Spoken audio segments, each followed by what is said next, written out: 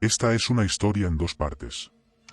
La primera es mi propia historia contada desde la perspectiva de mi yo de 11 años, mientras que la segunda parte fue contada desde esa perspectiva y la de mi difunto padre.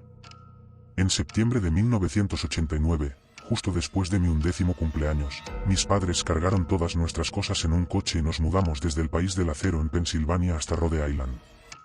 La mudanza fue, cuanto menos, repentina, y ni mi hermana mayor ni yo estábamos particularmente contentos por ello. Pero mamá explicó que papá había conseguido un muy buen trabajo allí y que podríamos usar el dinero extra para comprarnos bicicletas nuevas, lecciones de equitación y todas esas cosas buenas. Así que llegamos, y la casa era increíble. Era completamente nueva, pero aún así parecía súper antigua y elegante. Y, según mis padres, lo mejor de todo era que era gratuita. La casa se proporcionaba a cualquier persona que ocupara el puesto que mi padre había adquirido recientemente, que era el de subdirector de una escuela privada muy prestigiosa a la que asistiríamos. Esto realmente no significaba mucho para nosotros, los niños, aunque fuimos más que persuadidos por la promesa de bicicletas nuevas. Pero lo que realmente nos ganó fueron nuestros nuevos dormitorios. Eran enormes en comparación con nuestros antiguos cuartos, y cuando mamá y papá dijeron que podríamos ayudar a amueblarlos nosotros mismos en un pequeño viaje a Newport, mi hermana y yo estábamos en el séptimo cielo. Habíamos pasado de estar muy descontentos con la mudanza a estar positivamente extasiados. Pero con el tiempo, las cosas empezaron a parecer realmente extrañas. Lo primero que noté fue lo diferente que era nuestro nuevo hogar en comparación con todas las otras casas y edificios alrededor del municipio. El lugar era nada menos que de la élite de Nueva Inglaterra, con dinero antiguo, y tenían la arquitectura para demostrarlo. La mayoría de las casas databan del siglo XIX, y algunas de las cabañas más antiguas se construyeron en la década de 1680.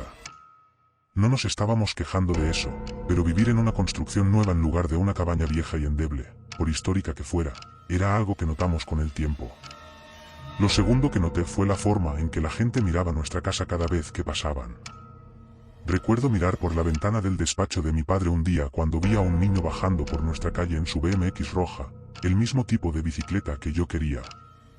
Nuestra casa era una de solo 3 en esa calle, todas casas grandes y bien espaciadas. Así que, cuando se detuvo frente a la nuestra, me encontré esperando que viniera a saludar al nuevo niño en la ciudad, lo que podría permitirme probar mi bicicleta soñada mucho antes de lo esperado. Pero en lugar de bajarse de su bicicleta y caminar hacia nuestro camino de entrada, el niño simplemente se quedó mirando nuestra casa con una expresión realmente nerviosa en la cara. Empecé a saludar y rápidamente logré captar su atención, pero en lugar de saludar de vuelta o algo así, el niño saltó de nuevo sobre su bicicleta y regresó por donde vino, como si de repente lo hubiera asustado o algo así. Honestamente, pensé que era un problema mío, que los niños en la escuela me tratarían como a un paria o algo así, y realmente me desanimó. Pero, como descubrí, lo que asustaba a ese niño no tenía nada que ver conmigo, sino con la casa. Hablando de la escuela, no noté la tercera cosa extraña hasta que mi hermana y yo comenzamos las clases. Los niños no me trataron como a un leproso, y para mi infinito alivio, en realidad fueron bastante acogedores, al menos hasta que descubrieron quién era yo y dónde vivía. Y eso fue cuando comenzaron a actuar de manera extraña. Dos cosas parecían desencadenar la reacción: mencionar a dónde nos habíamos mudado o mencionar el nuevo trabajo de mi papá. Estaba hablando con algún niño, llevándome bien con ellos, haciendo un amigo, y de repente cambiaban cada vez que mencionaba el trabajo o la casa.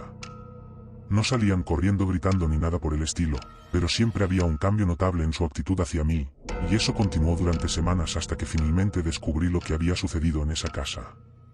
Tomó un tiempo inusualmente largo para que nosotros, los niños, lo descubriéramos. Pero eso se debió a que casi todos en la ciudad se adherían a un código de silencio no oficial. Pero eso no duró, y curiosamente, los niños resistieron más que los adultos. Supongo que eso es solo porque sabían menos al respecto, pero aún sabían que era algo malo, lo suficientemente malo como para no necesitar que se les impusiera una moratoria. Simplemente no querían discutirlo en absoluto hasta que, finalmente, un niño con el que había hecho amistad me dijo la verdad sobre por qué nuestra casa era tan nueva y por qué algunas personas se detenían y miraban cada vez que pasaban.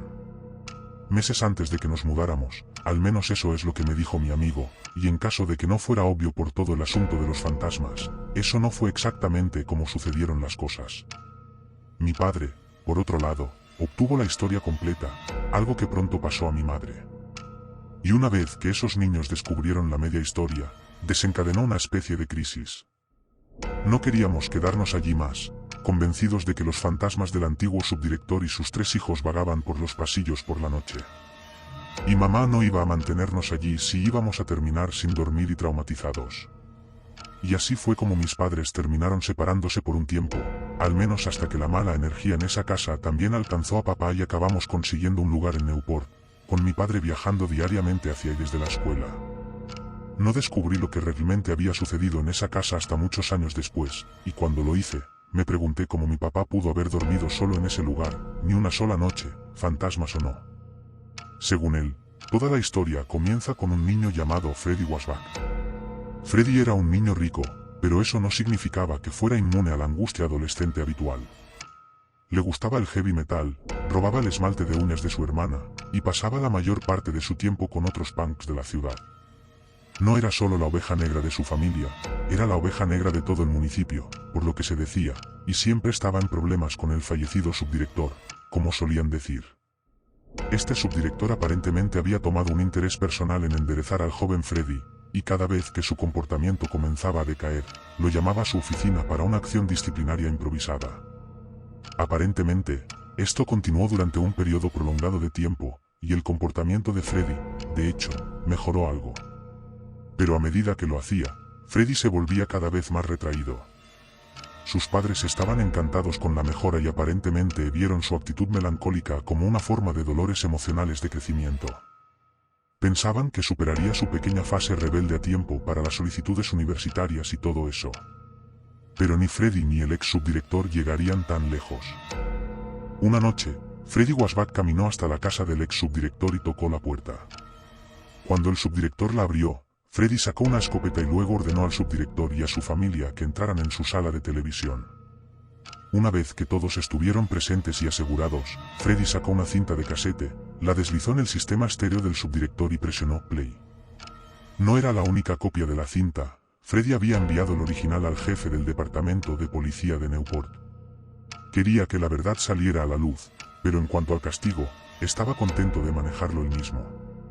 Freddy hizo que la familia del subdirector escuchara una grabación secreta que había hecho, una que documentaba los eventos de una de sus sesiones disciplinarias. No sé los detalles exactos de la misma, nadie lo sabe realmente, pero es seguro decir que Freddy estaba siendo sometido a algunos de los abusos más horribles e innobles imaginables. Luego, una vez que toda la familia, incluidos los niños, había escuchado lo monstruoso que había sido su padre y esposo, Freddy Wasbach abrió fuego. Se aseguró de herir al subdirector y a su esposa, quería asegurarse de que vieran morir a sus hijos. Luego, una vez que sus hijos se habían ido, Wasbach disparó algunos cartuchos más a los padres, prendió fuego a la casa y finalmente volvió la escopeta hacia sí mismo. Sin embargo, al centrar la mayor parte de su ira en su abusador, Freddy había descuidado asegurarse de que la esposa del subdirector estuviera muerta. De alguna manera, ella logró arrastrar los cuerpos de sus 3 hijos muertos fuera de la casa en llamas y al césped de afuera. No intentó volver a buscar a su esposo, simplemente dejó que su cuerpo se quemara junto con el del joven Freddy Wasbach. Después de dar a la policía un relato completo y franco de lo sucedido, dejando sin duda la verdadera naturaleza de su esposo, la esposa del difunto subdirector simplemente abandonó la ciudad y nunca más se la volvió a ver. La gente del pueblo hizo que el lugar fuera demolido y reconstruido. Luego pasaron los siguientes 6 meses o más pretendiendo que todo el asunto nunca había sucedido. Finalmente, publicaron algunos anuncios para el puesto de subdirector, y ahí es donde entramos nosotros en la historia. Como resulta, mamá y papá básicamente estaban recibiendo el mismo tipo de trato que nosotros. Todos eran amables y amigables con ellos, justo hasta que surgía el tema del trabajo o de la casa. Y, al igual que los niños en la escuela, comenzaban a actuar de manera evasiva y sospechosa. La escuela básicamente se negó a responder cualquiera de las preguntas que papá tenía sobre su predecesor, y solo le decían cosas como que no estaba capacitado para el papel. Llevábamos meses viviendo allí cuando mi papá finalmente confrontó al director y le exigió que le dijera qué estaba pasando. Y fue entonces cuando descubrió por qué el salario era tan generoso. Era un puesto bien pagado de por sí, pero el salario había sido aumentado como una especie de regla no escrita de no preguntes, no digas, que se convirtió en una regla de mantén la boca cerrada una vez que descubrieron la verdad. La escuela de alguna manera había logrado mantener todo fuera de los periódicos, al menos la verdad del asunto, de todos modos. Y aunque afirmaban que era para proteger a la familia, su único interés era su propia reputación.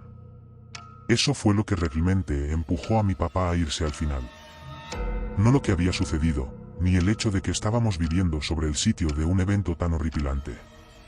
Era el hecho de que la escuela no estaba preparada para poner en marcha ningún tipo de medida de seguridad preventiva porque eso los obligaría a reconocer realmente lo que había sucedido.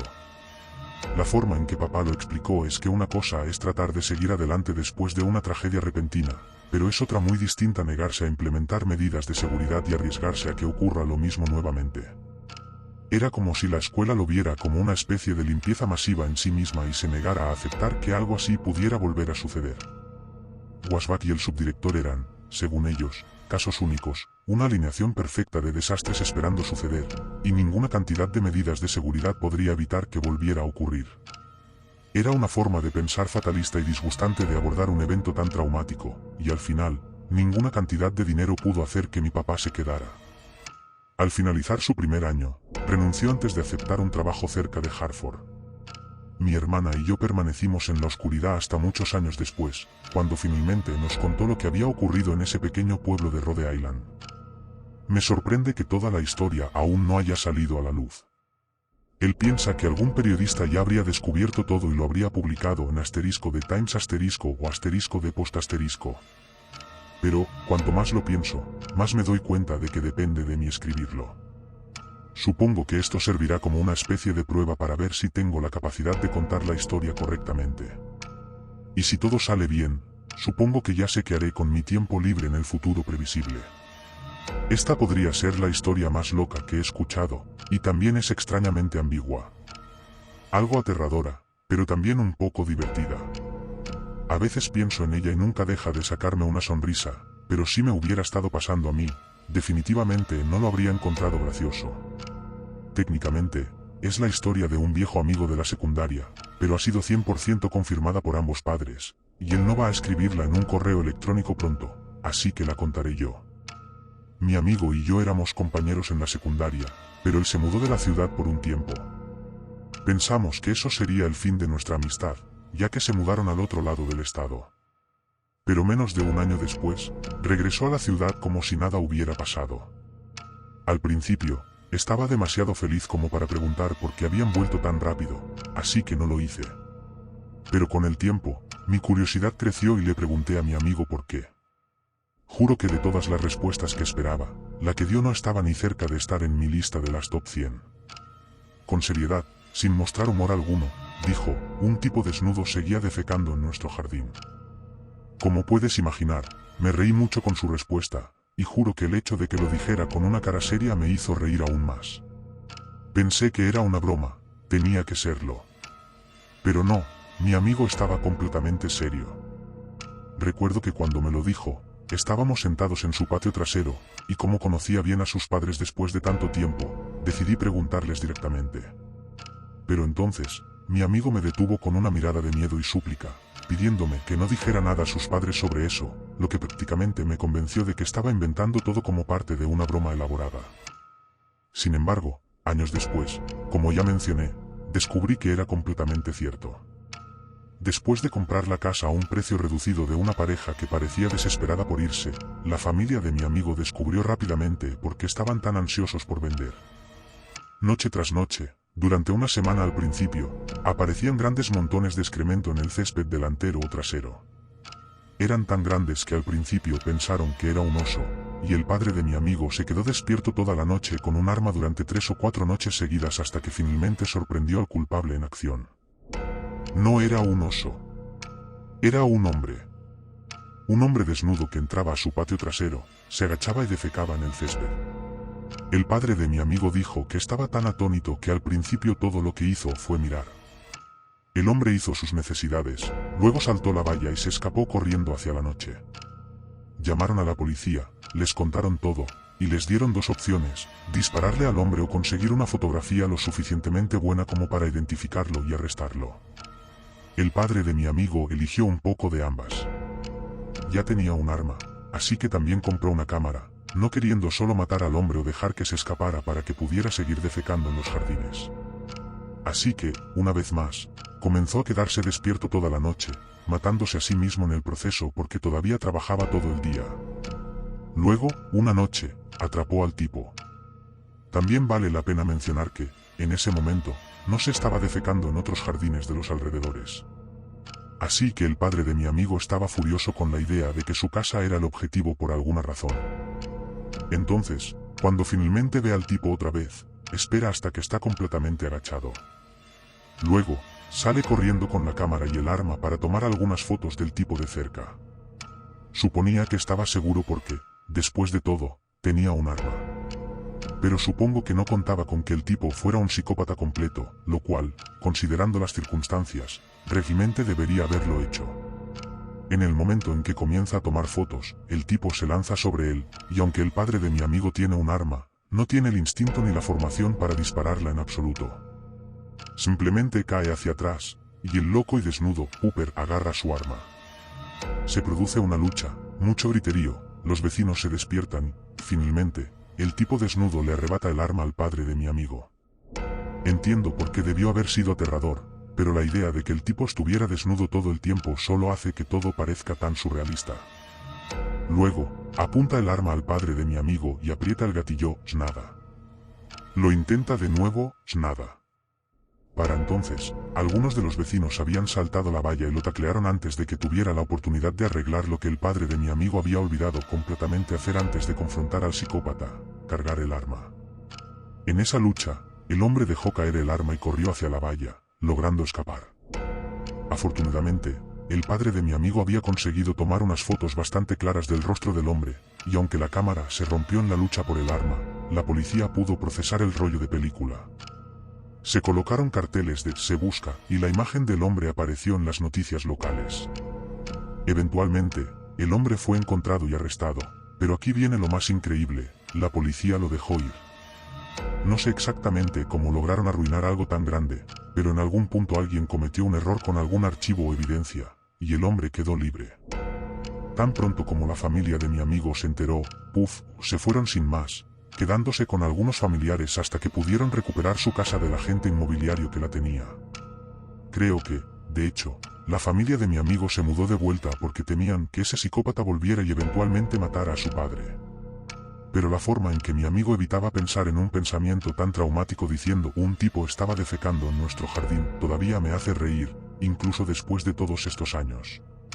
Pero, como dije antes, no creo que hubiera sido muy divertido vivirlo, especialmente si hubiera sido yo quien mirara el cañón de un arma en manos de un psicópata obsesionado con las heces y desnudo. Mi nombre es Eduardo y soy un suscriptor de hace mucho tiempo. Para ser honesto, esta historia ha estado en mis borradores de correo electrónico durante bastante tiempo. La escribí hace casi 2 meses con toda la intención de enviártela, pero en el momento de la verdad, perdí el valor.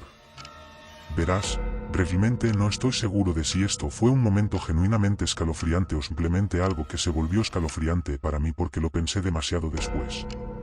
Al releerlo, mi esposa piensa que es algo que te gustaría escuchar, porque después de leerlo de nuevo, ella también piensa que es bastante escalofriante. Ella recuerda que se lo mencioné, pero no creo que entendiera cuán inquietante fue en el momento. Ella recuerda haber pensado que el tipo estaba siendo grosero, lo cual definitivamente no es como yo lo recuerdo. Supongo que toda esta información es solo confusa, así que continuaré con la historia ahora. Un pequeño epílogo aquí, soy mitad italiano y mitad americano de primera generación, y mi familia ha tenido restaurantes desde que cualquiera pueda recordar. Así que mi padre trajo su experiencia a Chicago, le fue muy bien, y cuando murió, la propiedad pasó a mí. Aunque era un honor para mí continuar con la tradición familiar, la escena del restaurante se había vuelto cada vez más competitiva.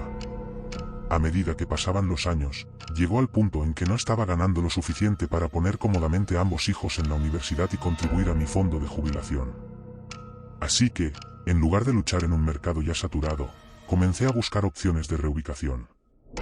No quiero nombrar la ciudad donde ocurrió todo esto, no quiero exponer a algún pobre inocente dueño de una gasolinera debido a un malentendido tonto.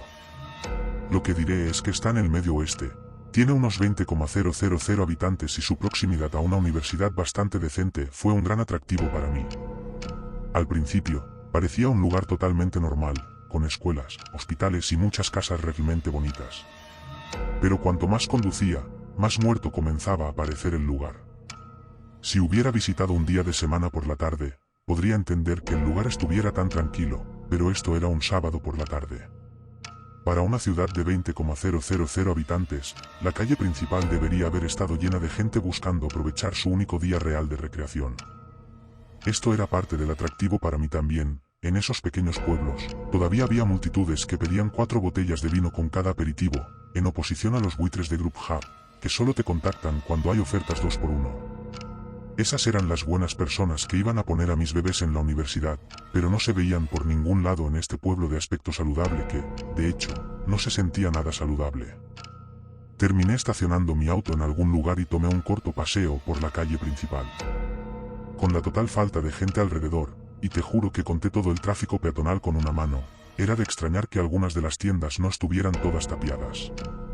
Empecé a preguntarme si había llegado durante algún tipo de evento que sacara a la gente de la ciudad o algo así.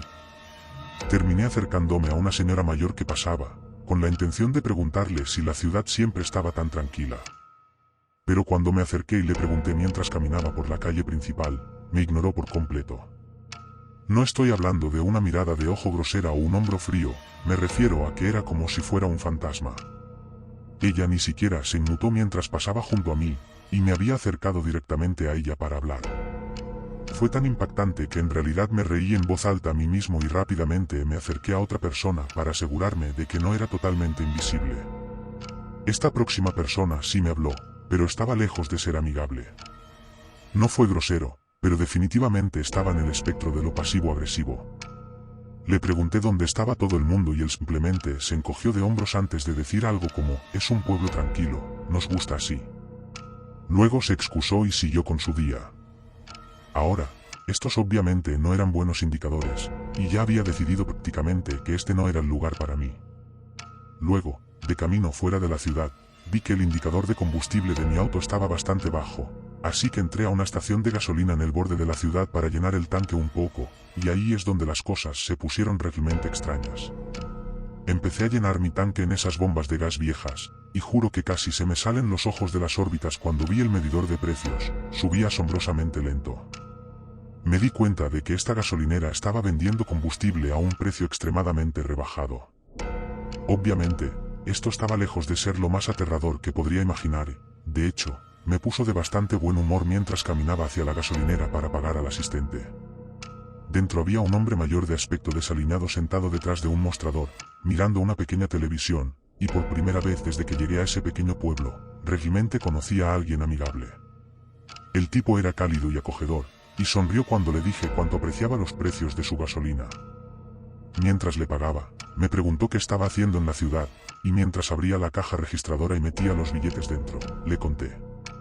En el segundo en que mencioné la posibilidad de mudarme al pueblo para abrir un restaurante, el rostro del tipo cambió. No fue una expresión grosera, sino casi de miedo, pero juro por Dios que me miró directamente a los ojos y dijo en voz apenas audible, no te mudes aquí. Escuché exactamente lo que dijo, y toda la situación me tomó tan desprevenido que me encontré respondiendo con un ¿eh? ¿Qué dijiste? En ese momento, una mujer, que asumo era la esposa del tipo, emergió de las habitaciones traseras para ver qué estaba pasando. No sé si realmente escuchó lo que él me había dicho, pero parecía saber que algo estaba mal. Después de dirigirse a su esposo por su nombre, él simplemente se cerró, le lanzó una mirada con esa misma expresión asustada, y luego comenzó a ocuparse, como un niño sorprendido haciendo algo que no debería. Estaba tan desconcertado que simplemente me quedé allí por un momento, totalmente confundido, hasta que la esposa del tipo me preguntó si había algo más con lo que pudieran ayudarme. Entonces, cuando le dije que no, ella respondió con, entonces creo que será mejor que te vayas. Después de eso, ella desapareció de nuevo en la parte trasera con su esposo, quien se negó rotundamente a hacer contacto visual conmigo. No quería exactamente hacer una escena o algo así, y toda la interacción fue una de las más incómodas de toda mi vida, así que simplemente salí de la gasolinera, me subí a mi coche y comencé el viaje de regreso a casa. Y aquí es donde comencé a pensar demasiado en todo el asunto. La forma en que lo veo, si solo fuera un pueblo lleno de idiotas groseros que no querían que algún chico elegante de la ciudad se mudara allí para traer toda su comida fina, eso podría entenderlo. Incluso agradecería que fueran lo suficientemente honestos como para que no cometiera el error de mudarme allí. Pero entonces, con el tipo de la gasolinera, no era xenofobia de pueblo pequeño lo que sentí en su voz cuando me dijo que no me mudara aquí, era miedo, claro e inconfundible. Luego, la forma en que reaccionó cuando apareció su esposa, o quien fuera, fue como si hubiera sido sorprendido revelando algún viejo secreto sucio o algo así. Quiero decir, realmente actuó como un niño regañado. Pero, ¿por qué exactamente? Como dije, le conté a mi esposa sobre todo el asunto en el momento en que llegué a casa. Pero supongo que ella pensó que todos simplemente estaban siendo groseros. Pero después de escuchar toda la historia así, mi esposa admite que habría estado tan asustada como yo si hubiera estado en esa gasolinera ese día. Ahora, todo lo que podemos hacer es preguntarnos qué diablos estaba pasando en ese pueblo. Y aunque sé que no hay manera segura de averiguarlo, es algo que estoy lejos de estar dispuesto a hacer, husmear en ese pueblo, metiéndome en los asuntos de otras personas. Eso suena como la forma más segura de morir que jamás haya escuchado. Además, sea lo que sea, no estoy seguro de querer saberlo. El asistente de la gasolinera no parecía antipático, más bien parecía estar tratando de advertirme, y me gustaría pensar que soy lo suficientemente inteligente como para actuar en consecuencia. Supongo que la razón por la que estoy escribiendo esto es porque tienes una audiencia bastante grande, y supongo que alguien por ahí ha tenido la misma experiencia que yo en el mismo pueblo extrañamente tranquilo del Medio Oeste. Nombrarlo sería inútil, todo tipo de personas descendería sobre ese lugar en busca de quién sabe qué, y eso suena como la receta perfecta para un desastre para mí. De todos modos, tal vez si lees esto en tu canal, podrías ayudar a resolver algo que me ha estado molestando durante mucho tiempo. Pero si no, si esto solo parece una reacción exagerada de un chico de la ciudad a un poco de frialdad rural, entonces mi esposa y yo seguiremos siendo grandes fanáticos tuyos. Durante el otoño de 1986, Kate y Elaine Darden, de Mount Carmel, Illinois, estaban en las etapas iniciales de formar una familia. Ya tenían un hijo de 2 años llamado Peter, pero el desempleo de Kate significaba que no tenían dónde vivir ni medios para mantener a su pequeño. Sin embargo, un día, la incansable búsqueda de empleo de Kate dio sus frutos, y consiguió un trabajo como operador de planta en la instalación de conservación de agua de Rend Lake, en Ina, Illinois. Es un pequeño pueblo de alrededor de 100 personas, situado en las orillas del lago Ren. Fundado inicialmente por refugiados cherokee en la década de 1840, Ina ha tenido una larga asociación con la tragedia y la violencia. Durante muchos años, fue referido despectivamente como la reserva por los asentamientos vecinos. Pero a principios del siglo XX, los ciudadanos de Ina eran principalmente de ascendencia europea o afroamericana. Sin embargo, a medida que la demografía de la población comenzó a cambiar lentamente, cosas extrañas comenzaron a ocurrir en el pueblo. Y quizás el evento más perturbador involucra a un hombre de la iglesia llamado Reverendo Lawrence Haidt. Para 1924, el Reverendo Haidt se había convertido en un pilar de la comunidad de Ina. Era bien querido, bien confiado y frecuentemente visitado por los lugareños, quienes a menudo buscaban su consejo y mediación en una variedad de asuntos. Durante la primavera de 1924, los vecinos notaron que el reverendo era visitado con demasiada frecuencia por una de las miembros de la comunidad, el Sweeten, quien era joven, bonita y aparentemente piadosa. Sin embargo, en realidad, ella y el reverendo Haidt llevaban a cabo un escandaloso affair ilícito, que solo salió a la luz después de un par de muertes sospechosamente repentinas. En julio, el Sweeten falleció a causa de una enfermedad agonizante y prolongada. Pero los forenses locales no pudieron determinar la causa de su muerte. Menos de un mes después, la esposa del reverendo Haidt murió repentinamente a manos de una aflicción rápida y violenta. Esta vez, los forenses buscaron envenenamiento y descubrieron que ambos cadáveres dieron positivo por dosis letales de arsénico. Haidt y Sweeten fueron arrestados de inmediato, y las búsquedas en sus hogares revelaron cantidades significativas del veneno mortal.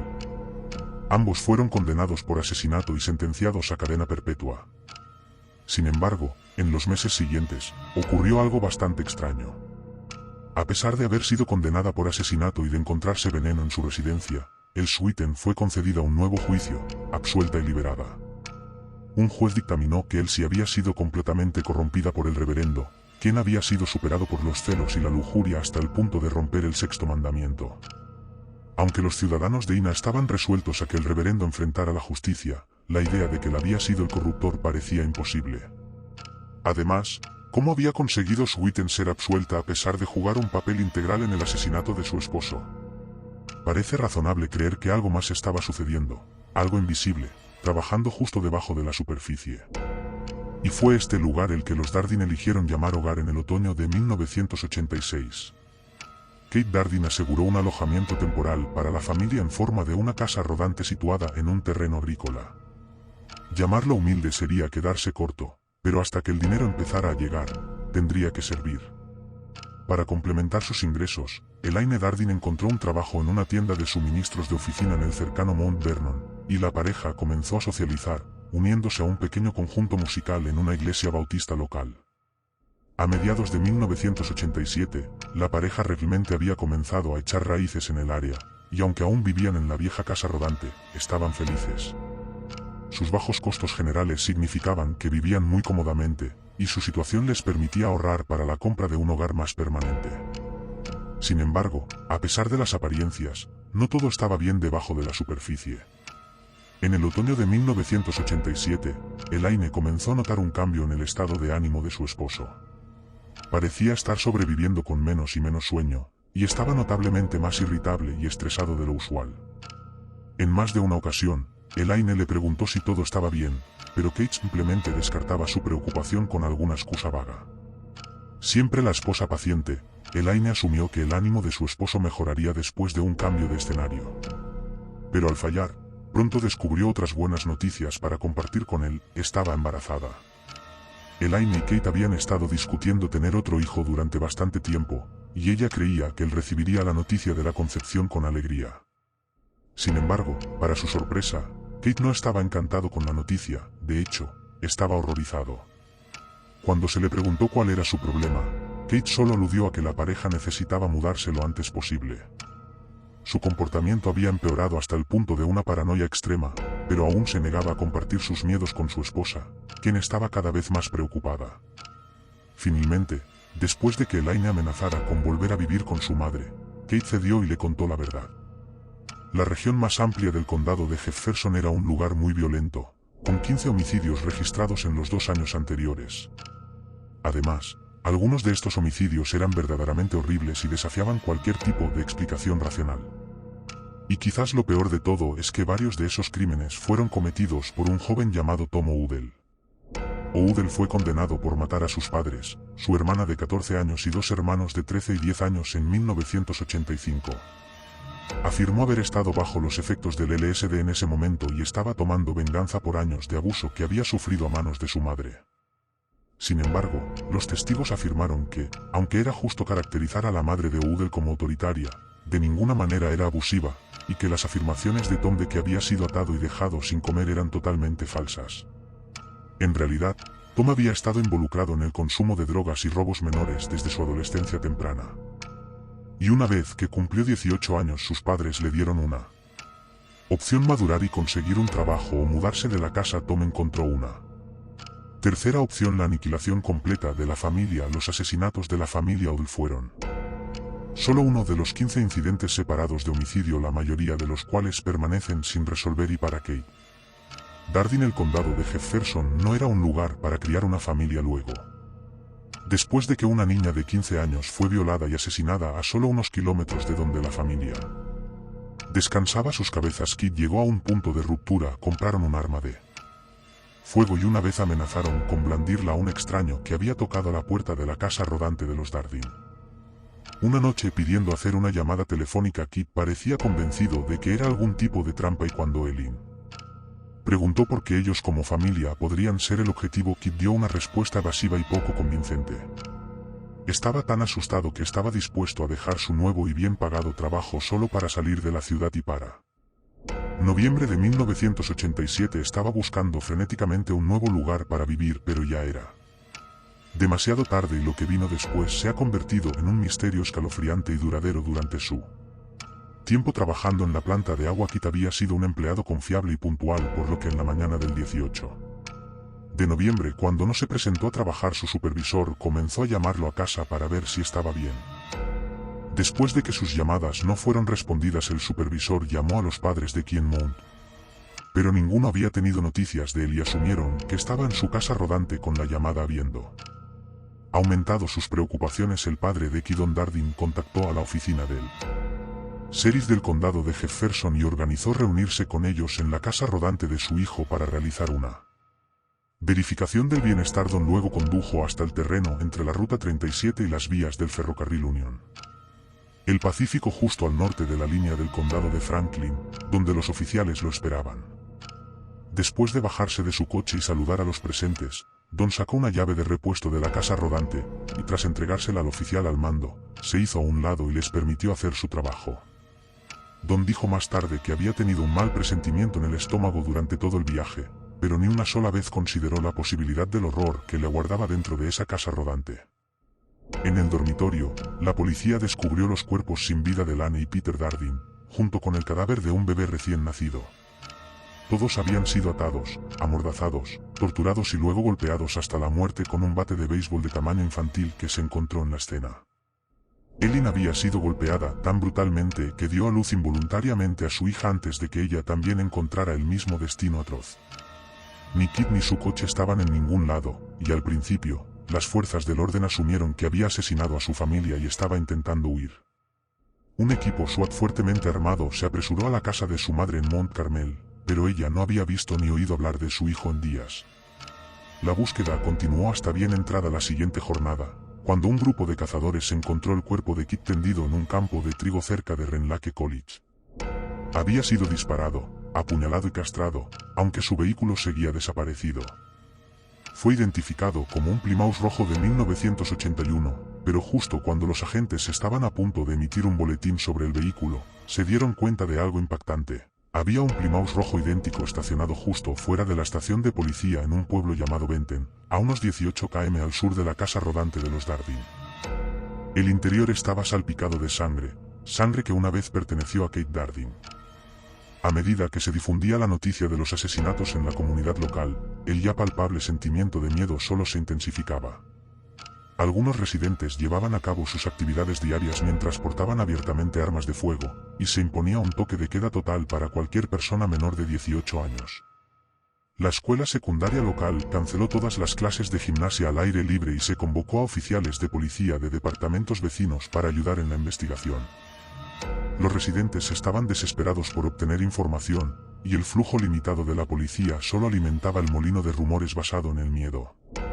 Algunos informaron que Kit estaba involucrado en actividades delictivas, mientras que otros culpaban a un culto satánico oculto por el asesinato del hijo no nacido de Ellen. Sin embargo, una tercera teoría, aunque igualmente sombría, era mucho más factible. Un médico familiar del condado de Jefferson le dijo a un periódico regional que muchos de sus pacientes habían confesado lo profundamente perturbados que estaban.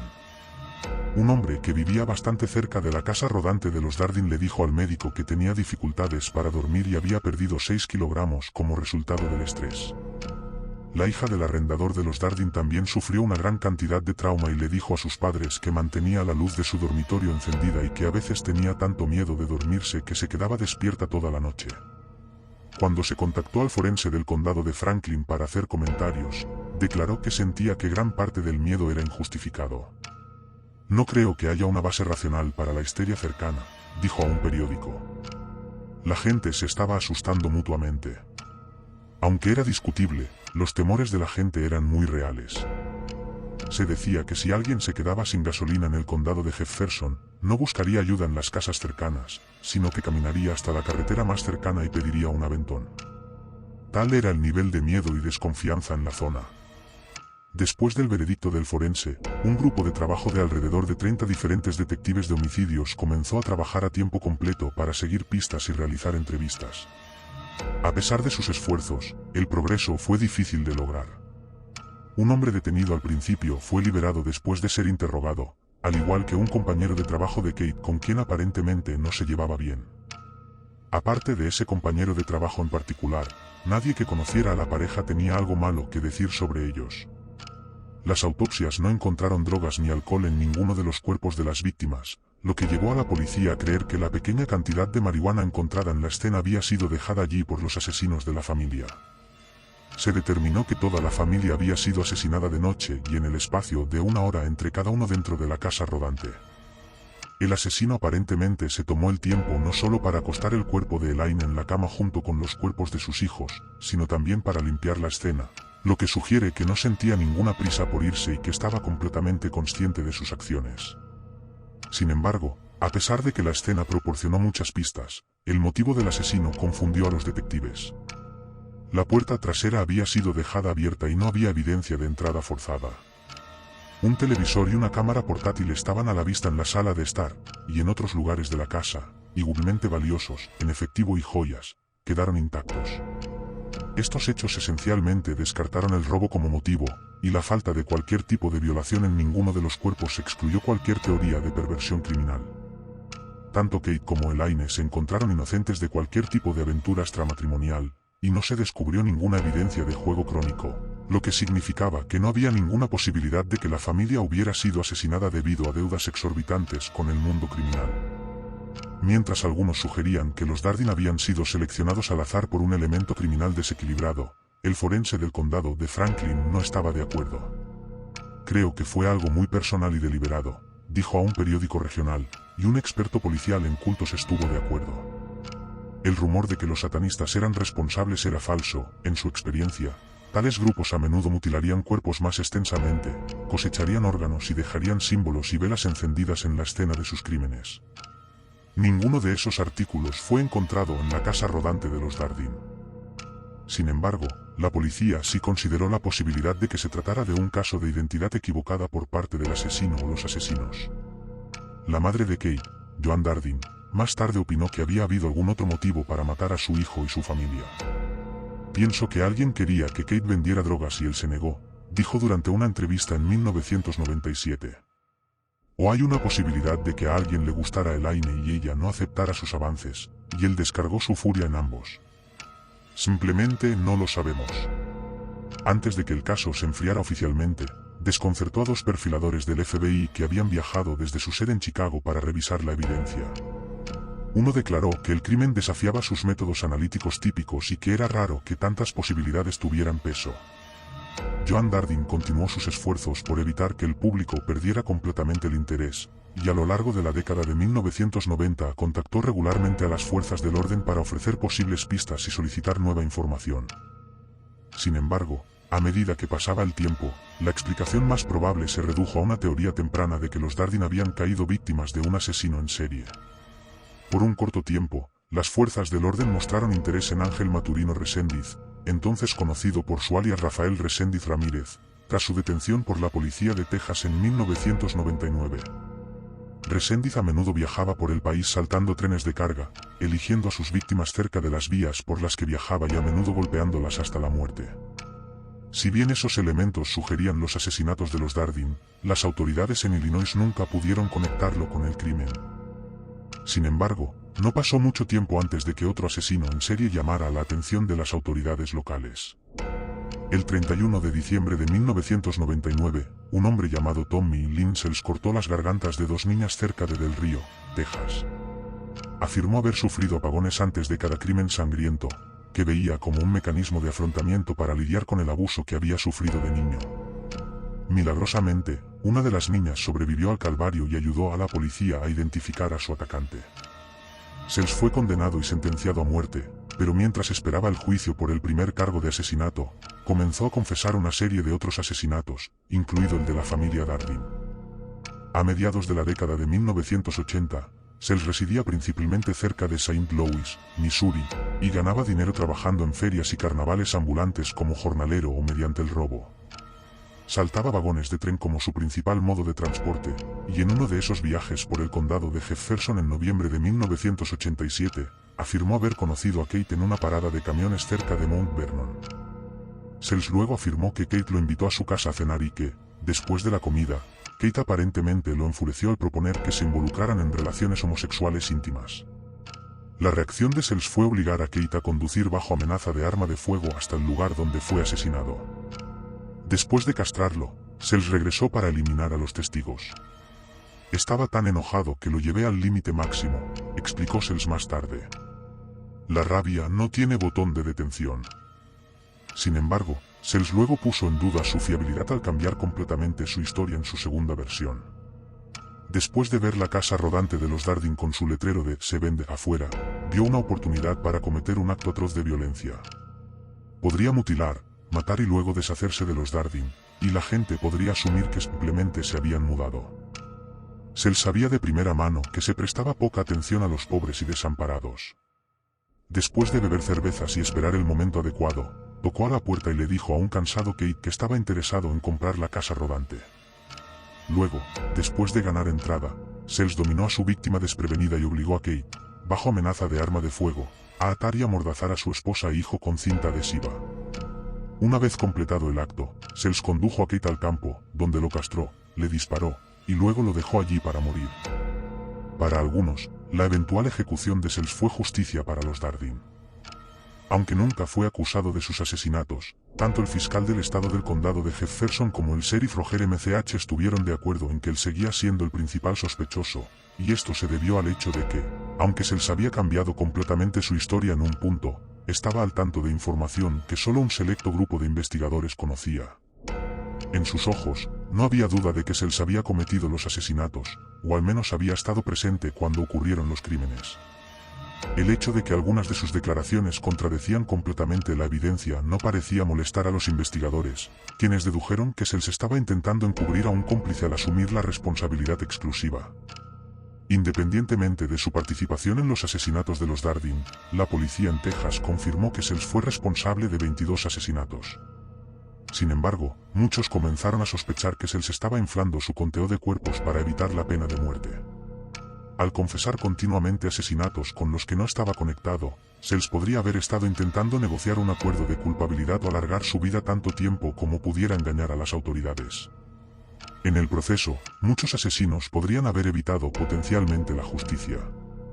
Sin embargo, solo una cosa estaba clara: Sells no estaba diciendo toda la verdad con respecto a sus interacciones con Kate. Por un lado, amigos, familiares e investigadores eran extremadamente escépticos de que Kate hubiera invitado simplemente a un extraño a casa para cenar. Si no dejaba entrar a una joven para usar el teléfono, no dejaría entrar a un hombre adulto, dijo un amigo más tarde. También refutaron la afirmación de Sells de que Kate había hecho avances hacia él. Los detectives que entrevistaron a Sells creían que, si realmente había matado a los Dardin, había inventado ese detalle para hacer que el crimen pareciera más justificado. Al principio, la madre de Kate estaba convencida de la culpabilidad de Sells, y en realidad quería reunirse con él en algún momento para obtener cierto grado de cierre. Siempre he querido saber cada detalle, dijo. Algunas personas pueden pensar que es macabro, pero cuando alguien hace algo a mi familia, quiero saber por qué. Sells, por otro lado, estaba en contra de cualquier reunión potencial. Joan quiere hablar conmigo. Si quiere venir aquí y hablar conmigo, gritarme, insultarme, golpearme, debería tener ese derecho, dijo. Pero lo siento, no va a ser suficiente. Así que, ¿qué hay que decir? Podría decir que lo siento todos los días por el resto de mi vida, pero no va a detener su dolor. Y una cosa que sí sé es que el dolor no se va. Sin embargo, en la víspera de la ejecución de Sells, Joan Dardin reveló que la duda había comenzado a infiltrarse en su mente. Últimamente hay solo un poco de duda ahí, dijo a los periodistas. No es que él no lo haya hecho, me pregunto si tal vez alguien lo ayudó. Los dos nunca llegaron a tener esa reunión, pero para cuando llegó la ejecución de Sells en 2014, Joan había llegado a creer que él no era el hombre que mató a su hijo, nuera y nietos. Quería que se mantuviera vivo hasta que supiera positivamente que no lo hizo, dijo a la Associated Press poco después del momento de la muerte de Sells. Las cosas que él dijo no concuerdan con lo que sé sobre Kate. Mucha gente piensa que se acabó, pero para mí no lo está. Para mí, personalmente, nunca terminará. Afortunadamente, no tengo ninguna historia personal que compartir contigo, lo que supongo que me hace bastante afortunado. Pero mi tío por parte de madre tiene una bastante buena de cuando eran niños. Mi madre afirma no tener ningún recuerdo de esto, pero era una bebé en ese momento, así que quién sabe. Todo involucra una posible mudanza que mi abuelo estaba considerando y la casa que iba a renovar antes de la mudanza. Así que va la historia de que mis abuelos necesitaban mudarse de su casa móvil doble a su primera casa real. Mi abuela estaba en las últimas etapas de su embarazo con mi madre, así que mi abuelo salió en busca de un lugar donde vivir. El problema era que el dinero no sobraba en ese periodo. Así que, En lugar de comprar una casa nueva, mi abuelo eligió una que necesitaba reparaciones, y por lo que he oído, vaya que eligió una casa en ruinas. Pero para mi abuelo, eso era positivo, en su mente, solo estaba comprando el terreno y tenía grandes planes para él. Mi abuelo y su amigo se pusieron a trabajar limpiando la casa, y mientras esperaban a algún plomero o algo así, comenzaron a trabajar en el patio trasero. No sé los detalles, pero aparentemente el suelo estaba completamente arruinado o estropeado, o lo que sea que le suceda al césped. Así que querían excavar y reemplazarlo. Necesitarían contratar a alguien para traer toda la nueva tierra y esas cosas, pero podían comenzar a excavar por sí mismos. Y fue entonces cuando encontraron este gran alijo de huesos enterrados. El hecho de que uno de ellos fuera obviamente un cráneo animal les hizo pensar que era simplemente la tumba de una mascota antigua o algo así. Pero luego encontraron otro cráneo, y otro, y cuanto más excavaban, más huesos descubrían. Solo que luego encontraron uno grande, demasiado grande para ser solo un hueso animal. Así que por eso llamaron a la policía. Una vez que llegaron, la policía les dijo que probablemente acababan de descubrir uno de los casos más grandes de crueldad animal en la historia del estado. Pero una vez que se confirmó que el hueso más grande era un resto humano, las cosas se pusieron mucho más serias. Todo el lugar se convirtió en una escena del crimen, por lo que mi abuelo no pudo trabajar en el lugar durante como un año, mientras la policía excavaba todo el terreno en busca de más sitios de entierro. Cuando mi abuela se enteró de esto, no había manera en la tierra de Dios de que ella estuviera a punto de ir a criar una familia en un lugar como ese. Y al final, mi abuelo se vio obligado a esperar hasta que todo el asunto se calmara antes de vender el terreno a alguien más, a un precio reducido. Todo el asunto fue un gran contratiempo durante ese periodo inicial como familia, y durante años mi abuelo solía recibir un montón de críticas sobre su tacañería por comprar accidentalmente el cementerio casero de algún psicópata en lugar de un lugar en el que pudieran, ya sabes, vivir realmente. Pregunté sobre los huesos y si alguna vez averiguaron a quién pertenecían o cómo habían llegado allí, pero no. Aparte de una visita a la oficina del sheriff local para dar cuenta de cómo habían encontrado los huesos, la policía nunca volvió a ponerse en contacto con ellos. Bueno, además de cuando estaban empacando sus cosas y podían acceder al terreno nuevamente, por supuesto, pero nunca llegaron a descubrir si fue un asesinato, una tumba familiar de algún tipo o qué. Cuando se habían enterrado los huesos, simplemente llevaron todo a un laboratorio y eso fue prácticamente todo. Siempre me he preguntado qué pasaba con esos huesos y si podría haber alguna explicación extrañamente inocente para todo ello. Si fueran de una época en la que las personas y los animales simplemente eran enterrados donde yacían, como los antiguos colonos de la frontera o algo así, entonces tendría mucho más sentido. Pero algo parece muy sospechoso sobre todos esos huesos, y tengo la mala sensación de que eran mucho más que solo los huesos de las queridas mascotas de alguien.